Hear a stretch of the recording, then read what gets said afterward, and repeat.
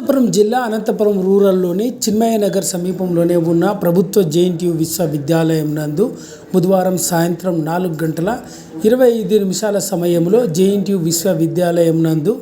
April నెలలో నిర్వహించిన BTech 4వ సంవత్సరం 2వ సెమిస్టర్ రెగ్యులర్ మరియు సప్లిమెంటరీ పరీక్షా ఫలితాలను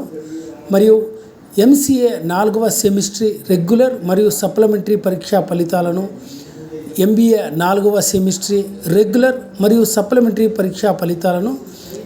ఎంఎస్సి 1వ సెమిస్టర్ రెగ్యులర్ సప్లిమెంటరీ పరీక్షా ఫలితాలను జేఎన్టీయూ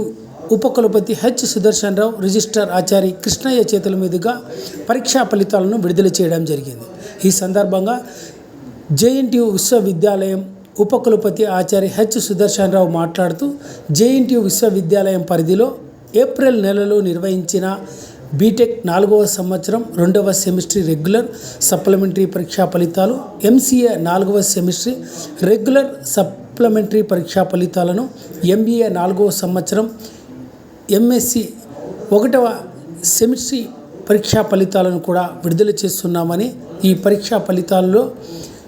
92% పైగా విద్యార్థినులు పాస్ కావడం జరిగిందని జేఎన్టీయూ విశ్వవిద్యాలయం ఉపకులపతి హెచ్ సుదర్శన్ రావు పేర్కొన్నారు. ఈ కార్యక్రమంలో director of valuation Nagaprasad Naidu, controller of examination Sivakumar, additional controller